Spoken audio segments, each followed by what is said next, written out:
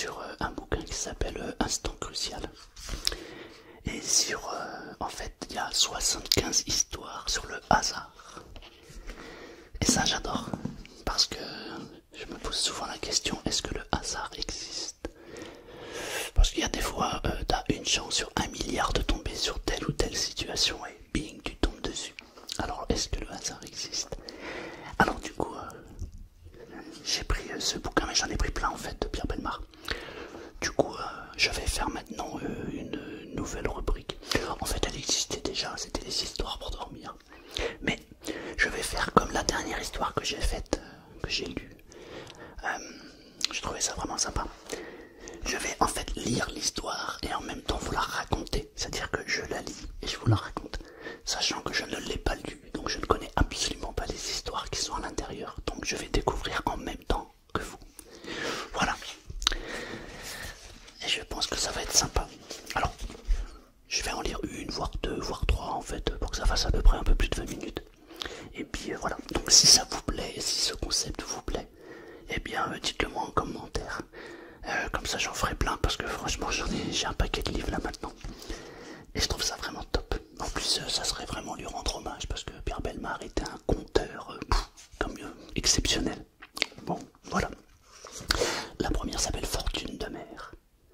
Quand on quitte sa mère pour aller naviguer et qu'on la laisse 15 ans sans nouvelles, Dieu peut choisir de vous rappeler à l'ordre d'une manière surprenante. Oh, ça commence bien. Qu'est devenu Arnold? Où est mon Arnold? Reverrai-je jamais mon pauvre Arnold? Inlassablement depuis des années, c'est ce que répète Madame Bonfrade, une veuve anglaise aux cheveux grisonnants. La mère cruelle lui a pris depuis des années son mari, un brave capitaine qui était né en Angleterre comme de bien entendu. Puis un triste jour, c'est Arnold, son grand garçon, son fils unique, un brun aux yeux bleus, qui à son tour est parti, quittant le Kent et cherchant fortune sur les flots. Voilà bientôt 15 ans que Madame Melinda Brownfond est sans nouvelles de lui. Bien sûr, il n'était pas très doué pour écrire, mais quand même, depuis le temps, en 15 ans, il aurait pu au moins donner signe de vie.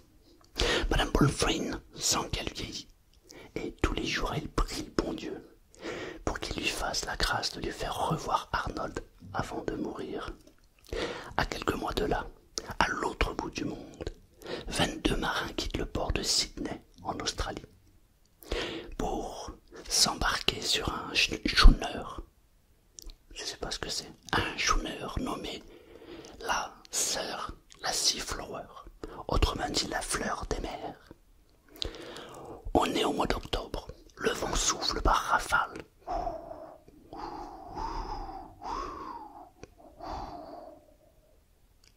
Mais il ne s'agit pas que de rejoindre la baie de Collier sur la côte ouest de la grande île.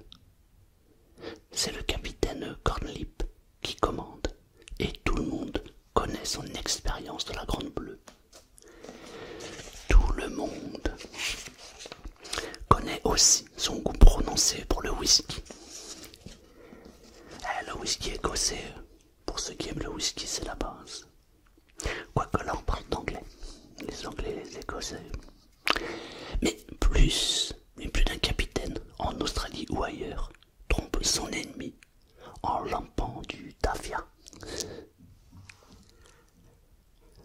Le début du voyage s'effectue sans encombre, et le capitaine se sent si bien. Au bout de 3 jours de mer, il descend dans sa cabine pour y retrouver sa petite bouteille et son verre, laissant la direction du Schnuffer, ça doit être le bateau, à son second. Le ciel est bleu, la mer est belle, comme dit la chanson. Le ciel est bleu, la mer est belle. Pourtant, le Sunflower file vers son destin. Le vent cesse soudainement. L'horizon se charge de nuages menaçants. Les 22 marins scrutent l'horizon. Que va-t-il se passer?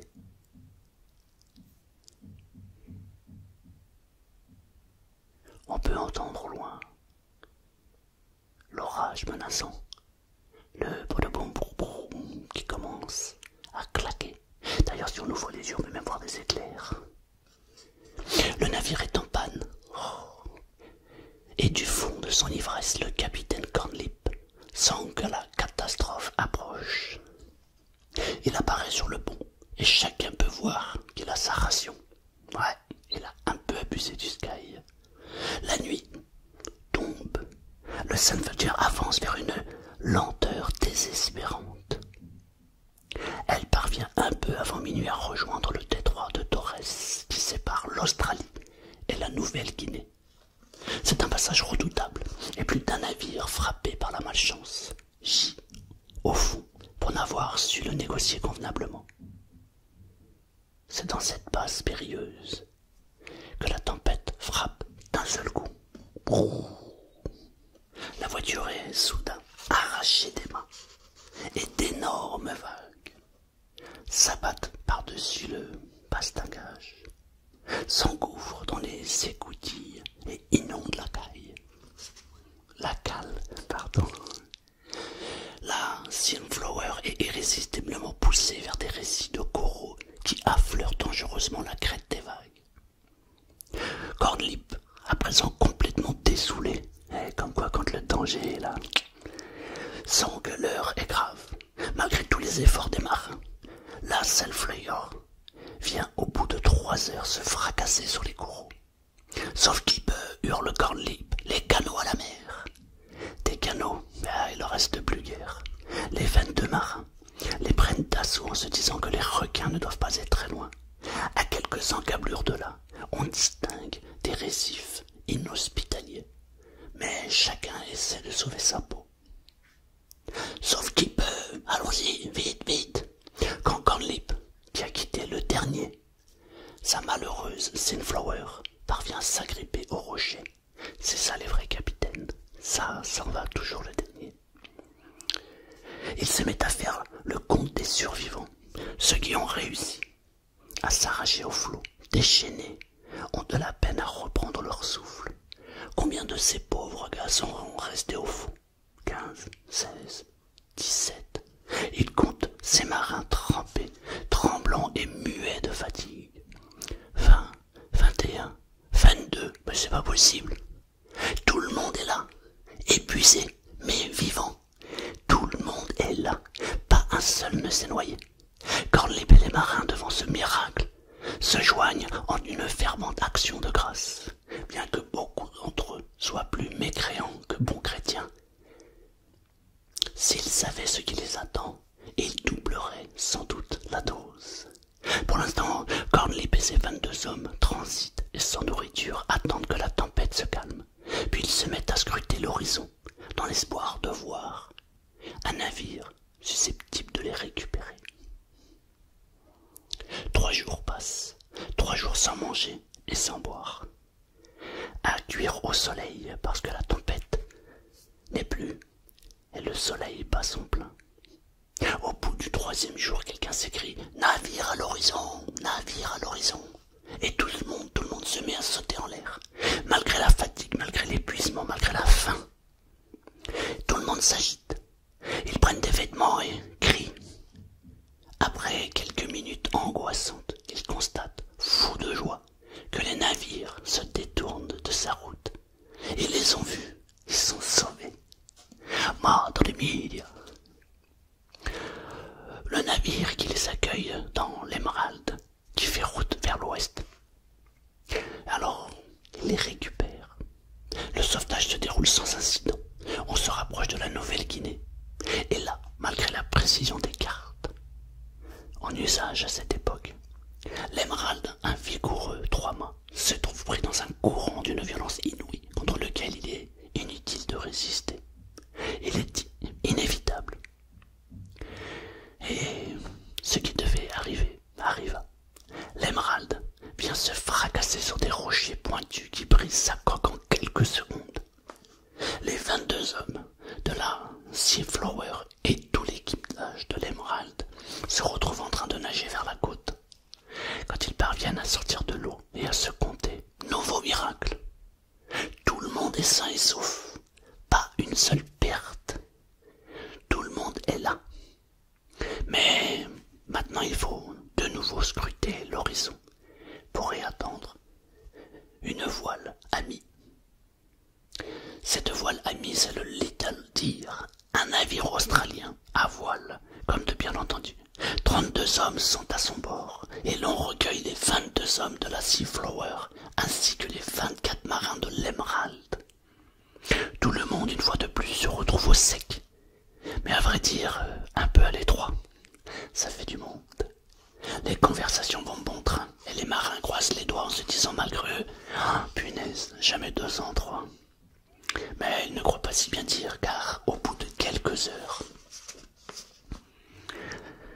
un nouveau malheur s'abat sur le navire qui vient de les sauver. Un incendie se déclare à bord du Little Deer. La violence des flammes, alimentée par une cargaison hautement inflammable de ballots de tissu, provoque l'irréparable. Les canots à la mer, vite, les canots à la mer, hurle le commandant du Little Deer. Tout le monde comprend que c'est la seule chose à faire. Mais ces canots ne sont pas faits pour contenir autant d'hommes, et les malheureux qui n'ont pas pu y trouver de place se jettent directement dans la mer, infestés de requins. Après un rapide signe de croix, le Little Deer, dans un craquement sinistre, s'enfonce lui aussi dans les flots. Heureusement, le navire australien, le Wolf, apparaît presque immédiatement à l'horizon. Détourné de sa route par une tempête, il se retrouve là, par hasard, à son tour. Il récupère tous les marins naufragés des 3 navires. Tout le monde est vivant, aucun mort. Heureusement, le navire australien, le Wolf, qui les a récupérés. Maintenant, il y a les marins du Sunflower, ceux de l'Emerald et ceux de Little Deer. Personne ne manque à l'appel. C'est quand même incroyable. Est-ce qu'on dit jamais 304? Ouais, chez Peugeot, ouais. Tous ceux de Seaflower. Alors, à bord du Wolf, les équipages se regroupent, chacun dans son coin. Et les conversations vont bon train. Je suis certain, dit un grand Écossais à barbe rousse, qu'il y a quelqu'un à bord qui nous porte la poisse. Ah, pas de doute là-dessus. Il y en a un qui a le mauvais œil. Et forcément, ça doit être un gars de la Seaflower, puisque c'est à son bord que la guigne a commencé. Si on met le grappin dessus, on le flanque par-dessus bord, sinon la série de catastrophes va continuer. Les esprits bouillonnent et les officiers, conscients du malaise, se tiennent prêts à réagir en cas de grabuge. Mais n'ont guère le temps de chercher à en savoir plus. La tempête, une de plus, se lève. Pendant des heures, le Wolf doit lutter contre les éléments déchaînés. Les équipages, recueillis, aident de leur mieux à résister aux éléments en furie. Mais quand la tempête se calme, l'ampleur des dégâts est telle qu'il n'y a plus qu'une seule solution. Il faut abandonner le navire avant qu'il coule. Les marins de la Sunflower, plus que les autres, sont particulièrement abattus. Les vagues sont encore plus hautes et plusieurs matelots abandonnent le navire avec pour tout recours une planche ou un baril en piteux état qui les maintient à la surface des vagues. L'eau est glacée et c'est ce qui retient un peu les requins dont on voit les ailerons se profiler parfois à la surface de l'eau. Ballottés par les vagues, les marins qui n'ont pu trouver place sur les canaux luttent comme ils peuvent pour les éloigner. Ils s'épuisent pendant 18 heures d'affilée, jusqu'au moment où, nouveau miracle, un navire pointe à l'horizon. C'est le Neptune. Tous les rescapés se retrouvent à son bord. Les officiers procèdent alors à l'appel. Mulligan, présent. Flyery, présent. Auburn, présent. Et une fois de plus, l'invraisemblable se produit. Personne ne manque à l'appel. Pas un des marins des 4 navires n'a disparu dans les naufrages successifs. Personne ne s'est noyé. Personne n'a été dévoré par les requins. La situation devient étrange, incroyable, surnaturelle. Alors, j'ai pas lu l'histoire, mais je vais vous dire ce que moi je pense. J'espère que je vais pas cramer l'histoire, mais bon. Alors, d'après moi, le type qui manquait à l'appel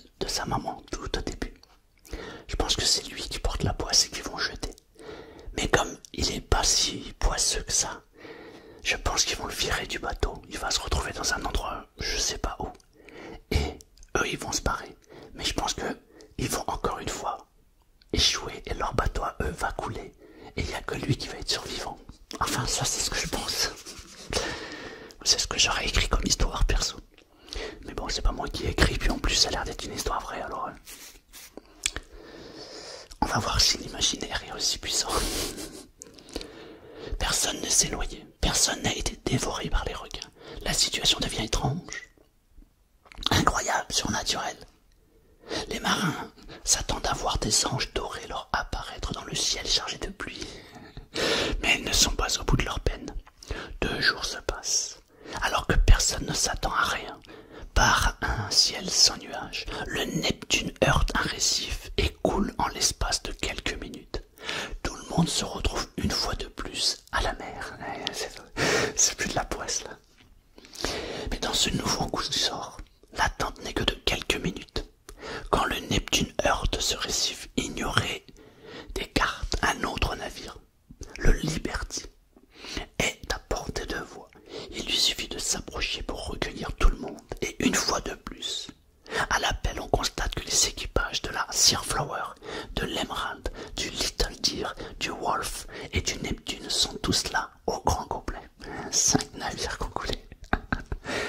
Cette fois-ci, le pasteur du Liberty, un navire de ligue en provenance de Grande-Bretagne, décide d'organiser un service d'action de grâce auquel tous les marins se joignent avec ferveur.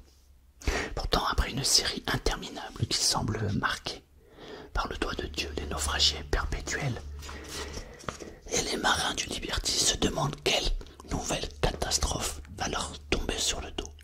L'ambiance est plutôt morose. Soudain, une mauvaise nouvelle court à bord. Une passagère, une dame anglaise, est au plus mal. Le médecin se rend à son chevet, mais en ce temps de la marine à voile, sans radio ni antibiotiques, il fait les plus sombres pronostics quant à ses chances de survie. On ignore les causes de la maladie, et chacun se demande si, au bout du compte, cette vieille dame distinguée ne serait pas porteuse d'une maladie contagieuse. Mais le médecin rassure les marins. Rassurez-vous, rassurez-vous. C'est une femme épuisée par le chagrin qui se laisse glisser. Elle n'a plus goût à rien. « Arnold, où est mon Arnold ?» répète la malade. « Emmenez-moi Arnold. Ramenez-le-moi. » Ah, donc ça veut dire que mon histoire n'est pas bonne. Elle sombre peu à peu dans le délire, se retournant sans cesse sur sa couchette, refusant d'avaler quoi que ce soit, fiévreuse, agitée et obsédée par son idée fixe. Vous l'avez reconnue, cette passagère qui veut revoir son Arnold. C'est Madame Brownfield, la veuve anglaise dont nous avons parlé tout au début de cette histoire.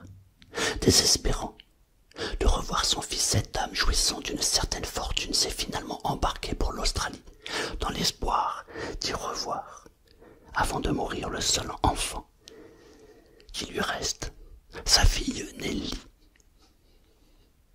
épouse d'un officier de la reine. Attends, j'ai pas compris, je reprends. Désespérant de revoir son fils, cette dame jouissant d'une certaine fortune s'est finalement embarquée pour l'Australie, dans l'espoir d'y revoir avant de mourir le seul enfant qui lui reste. Sa fille Nelly, ok, sa fille Nelly qui habite donc en Australie et qui est épouse d'un officier de la reine. D'accord. Et c'est pourquoi la voilà, à 2 doigts de la mort, en train de délirer sur le Liberty, priant le ciel de revoir une dernière fois son cher Arnold. Pour la calmer un peu, le médecin et le capitaine du navire décident alors, afin de lui assurer une fin paisible, de lui jouer une comédie pleine de bonnes intentions. Les coquins. Madame Brownfield, dans ces quelques moments de lucidité, donne une description assez précise de son cher Arnold. Il mesure près de 7 pieds. C'est un bon gars de 35 ans aujourd'hui et ses yeux ont le bleu vert comme la mer d'Irlande. Qu'il vienne me voir afin que je puisse mourir en paix. Comment accéder à ce désir sans que le doute, le dernier, sans doute le dernier. Comment lui amener son fils disparu, Dieu sait depuis combien de temps, peut-être 15 ans. Aussitôt on réunit tout l'équipage qui se trouve à bord et on sélectionne les grands bruns aux yeux clairs, Un des marins de la Stinflower correspond à peu près à la description du cher Arnold. Le commandant du Liberty lui explique en 2 mots la situation. C'est pas compliqué. Cette dame anglaise n'en a plus pour très longtemps. Sa dernière joie serait de revoir une dernière fois son fils qui est parti naviguer. Il y a plus de 15 ans. Et comme nous ne pouvons lui donner cette ultime consolation, ce serait bien de votre part de jouer le rôle du fils.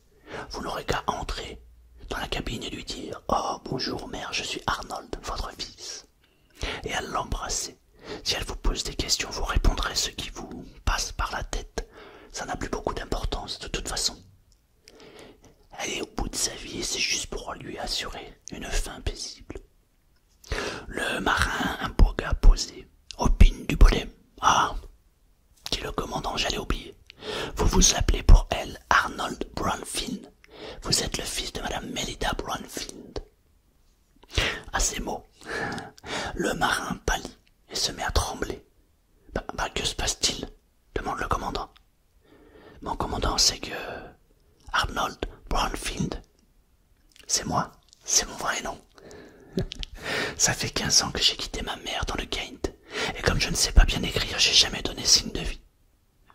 L'émotion de Madame Melinda Brownfield en retrouvant son fils plusieurs fois sauvé des eaux à l'autre bout du monde, si loin de chez eux, est cependant trop forte pour son pauvre cœur.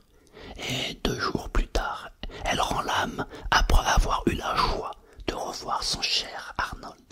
Un Arnold qui ne peut maîtriser ses larmes lorsque, selon la coutume, on voit le corps de la pauvre maman glisser dans les flots avec une dernière bénédiction du pasteur. C'est un truc de malade.